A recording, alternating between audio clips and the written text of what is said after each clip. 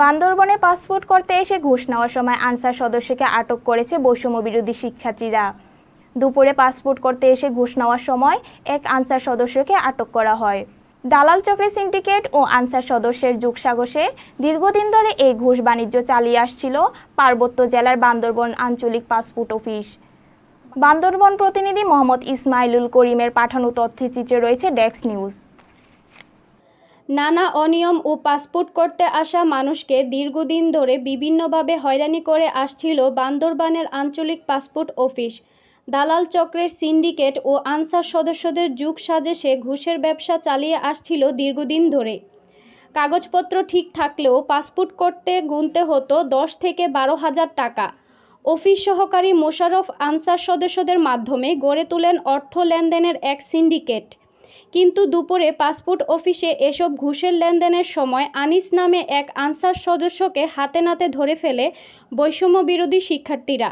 পরে অফিস সহকারী মোশাররফের কথায় টাকা নেয়ার বিষয়টি স্বীকার করে আনসার সদস্য আনিস। না স্যার, আমি টাকা ধরিয়ে নিয়ে না, আমি তো ওনার কাছে আপনার বিরুদ্ধে আর ওনাদের বিরুদ্ধে কারো সূত্রতা আছে? না স্যার, আমাদের কারো সূত্রতা আছে? আমরা কেন আপনাদের বিরুদ্ধে অভিযোগ করতে? না স্যার, আপনারা অবশ্যই। এদিকে জড়িতদের বিরুদ্ধে ব্যবস্থা ও পাসপোর্ট অফিসকে দালাল মুক্ত সহ অনিয়ম প্রতিরোধ গড়ে তোলার কথা জানান এই কর্মকর্তা। আরেকটা অভিযোগ আনসারের বিষয়ে আছে, যেটা ওনারা ইতিমধ্যে আইডেন্টিফাই করছে। আমরা আনসারের বিষয়ে ওনাকে প্রত্যাহারের জন্য ওনার যে প্রতিষ্ঠান আনসার কর্তৃপক্ষকে আমরা সুপারিশ করব। আর আমার যে অফিসের স্টাফ যার বিষয়ে বললেন, ওনার বিষয়ে আমি ঊর্ধ্বতন কর্তৃপক্ষকে জানাবো, অবগত করবো, ওনার বিষয়ে ব্যবস্থা নেওয়ার জন্য। শুধু পাসপোর্ট অফিস নয়, বিআরটিএ, ভূমি অফিস সহ বিভিন্ন কার্যালয়ে চলছে এসব ঘুষের বাণিজ্য।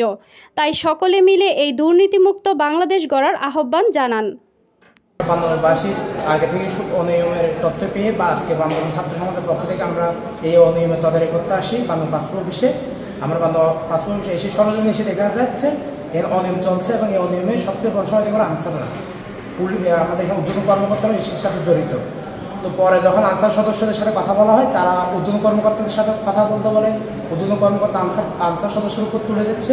এটা আসলে একটা গোল চারকেলের মধ্যে পড়ে যাচ্ছে। তো আমরা চাচ্ছি এটা একটা সঠিক সুরাহা এবং অল টাইমের জন্য যাতে বন্ধ হয়।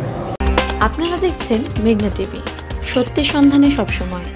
এছাড়া দেশ বিদেশের নিত্য নতুন খবর জানতে মেঘনা টিভির ফেসবুক পেজ facebook+meghna tv.bd তে লাইক দিয়ে আমাদের সাথেই থাকুন।